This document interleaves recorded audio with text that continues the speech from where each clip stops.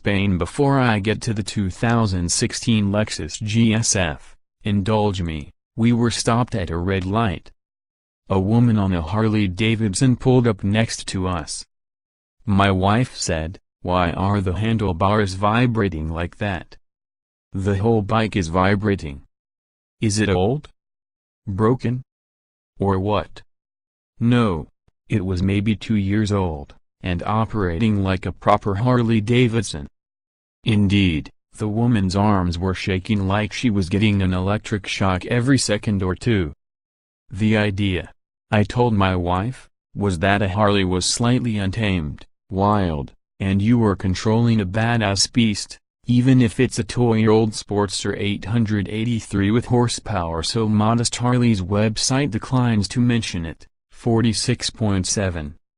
Which brings us to a conversation I've always imagined must have happened in Japan, probably at Yamaha, probably about 1979. When the Yamaha marketing staff brought a Harley to show the designers and engineers, probably in Hamamatsu. I can imagine the engineers looking at the twin engine and frowning, there are more efficient designs. And once the Harley started, and sat there vibrating, I can imagine an engineer saying, "We can fix that." And some marketing guy trying to explain that no, the vibration and rough idle are valuable selling points. And I can imagine the engineers and designers nodding and smiling politely, while thinking, what the hell? So Yamaha built the Virago twin, and sold a lot of them.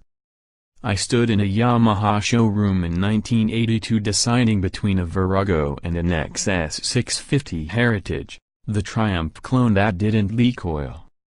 I bought the Heritage. Still have it. Shakes like a wet dog, but doesn't leak. I mention this to point out that Japan still doesn't quite get American enthusiasts. While other manufacturers use systems similar to Lexus Active Sound Control, Lexus seems to have really embraced the idea of using audio speakers to pipe electronic high-enhanced exhaust noise into the cockpit. In the 2016 Lexus GS F, a delightful if slightly sterile car, the electronic exhaust note at full song enhances the sterility more than the invigorating driving experience. But to Japanese engineers, it no doubt seems like the perfect solution for Americans who, for some inexplicable reason, want more noise, not less. And vibrating Harleys. In one of the two sport modes, ASC uses dedicated speakers mounted in the front and rear. The front speaker emphasizes the high tone of the air intake, while the rear speaker delivers a strong low-frequency sound, emphasizing the exhaust note. In the more aggressive of the sport modes, a special high-pitch wave known as SHT, super high tones, helps create a more stimulating sound at 7,000 revolutions per minute. Whether you consider all this Lexus's commendable attention to detail, or just technical overkill, would likely suggest how you feel about the GS F in general. Lexus' first F model, the GS F, debuted in 2008. It had a 5.0-liter, 416 horsepower V8, with a then remarkable 8-speed transmission.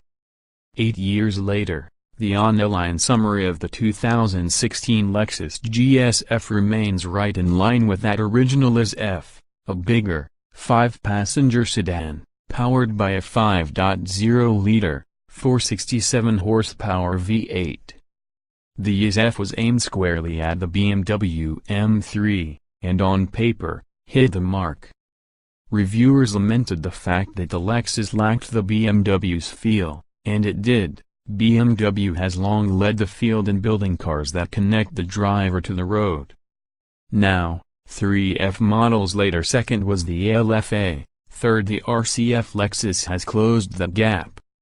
We drove the GS F in and around Madrid, Spain, including a stint on the semi-historic Jarama circuit, which hosted 8 Formula One races up through 1981, when it was correctly deemed too narrow with insufficient runoff, and no real room to expand. In town, and on Toulon roads in the country, the GS F shines.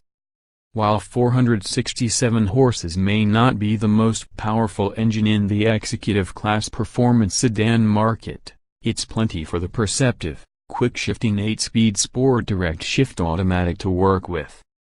At 4,034 pounds, the GS F isn't a lightweight, but it's surprisingly light on its feet. Much of that has to do with the nicely tuned suspension, double wishbones up front and multi-link in the rear, riding on Michelin Pilot Super Sport radials, 255/35ZR19 on forged aluminum BBS wheels in the front, and 275/35ZR19s in the back. Nothing here advances the science of suspension, but everything works well in every situation. Brakes are exceptional, Brembo's, 15-inch, 6-piston discs in the front, and 13.6-inch 4-piston discs in the rear. They are linear all the way from slow poking around town to repeated use at the end of Jarama's longest straight, with no signs of fading. Lexus claims a 0 to 60 miles per hour time of 4.5 seconds, identical to our own stopwatch tests.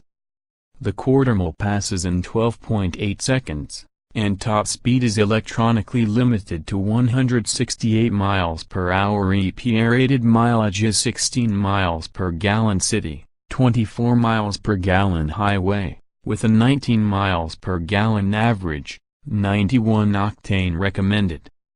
Outside, you'll find a modest carbon fiber rear spoiler, and up front, brake ducts sort of hidden in the grille, next to large, and rather vulnerable, openings for an oil cooler on one side, and transmission cooler on the other. The car looks good in any of the 8 colors, but the headline hue is molten pearl, a downright luminous copper shared with the RCF. We liked it, but collectively wondered if we'd like to get up every morning for 5 years and be greeted with molten pearl in the driveway. Plus it sort of defeats the opportunity to operate a fast car in stealth mode. Lexus likes it so well that if you check the option box for painted brake calipers, you get molten pearl, which looks kick-ass on the molten pearl cars, sort of odd on ultrasonic blue mica models. Those painted calipers, and the 835-watt, 17-speaker Mark Levinson sound system, are the only options, aside from what your local dealer can bolt, stick, or spray onto your car. The standard sound system has 12 speakers and 299 watts. Anything else you'd want is already standard, in keeping with the continuing shrinkage of the Toyota Lexus Scion option sheets. Trunk space, at 14 cubic feet, is plenty adequate, but the opening is a little small. Inside, the front bucket seats are quite good, supportive in every area. They have a pair of openings beneath the headrest that look like holes for a 4-point harness, but they have a plastic grille inside that you'd have to punch out. In the back, seating is very comfortable for a pair of 6-footers, and enough room for a 5th passenger to not feel claustrophobic. No complaint with instruments or controls. Lexus figured that out a long time ago.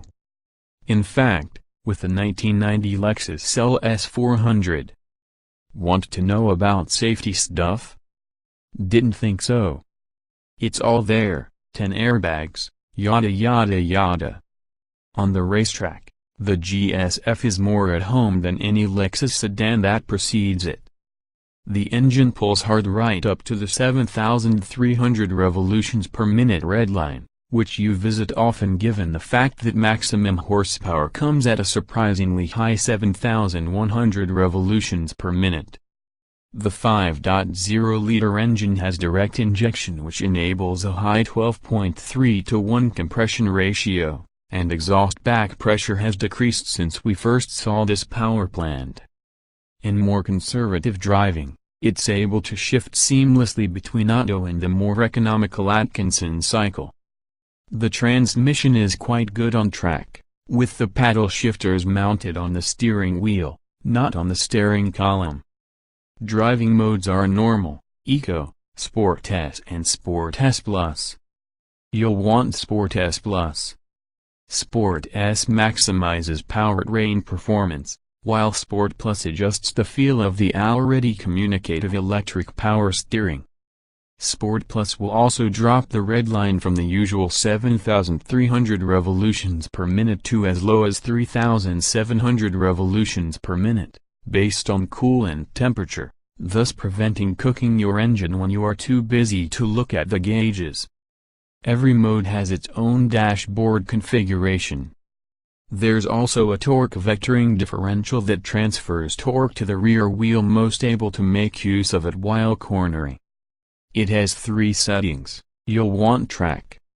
And finally, the menu of electronic choices includes the Vehicle Dynamic Integrated Management System, which convenes ABS, traction control and stability control. Choosing the Sport setting puts all these nannies to work for you. Choosing Expert turns off traction control. That makes for better photographs, but unless your name is Luis Fernando Vettel, Sport makes for better lap times. The traction control in that mode sits quietly until you are about to make an expensive mistake, then it rescues your ass. Speaking of expensive, the GS F will list for $84,440, plus $940 destination. Lexus hasn't priced the Mark Levinson sound system or the painted calipers options, but we'd guess about $3,000 for the sound, half that for the colored calipers. All this is in the ballpark, or a little less, than the central competition. Yes. There's no question that the 2016 Lexus GS F is so technically advanced that you have a right to fear a complete absence of the image control not computer feel of the BMW M5 or, to a lesser degree, the Audi S6. But this is the closest Lexus has come yet to building a Japanese BMW, and that's a compliment. There are lots of ways to spend $85,000. And we wouldn't try to discourage anybody from spending it on one of the 2000 or so 2016 Lexus GS F that should be at a dealer near you by December. And as for that synthesized exhaust note, sure, it's cool, but we'd rather just roll down the windows and listen to the real thing. 2016 Lexus GS F specifications price, $85,380 engine. 5.0-liter V8/467 horsepower at 7,100 revolutions per minute, 389 lb-ft at 4,8005, 600 revolutions per minute transmission: 8-speed automatic layout.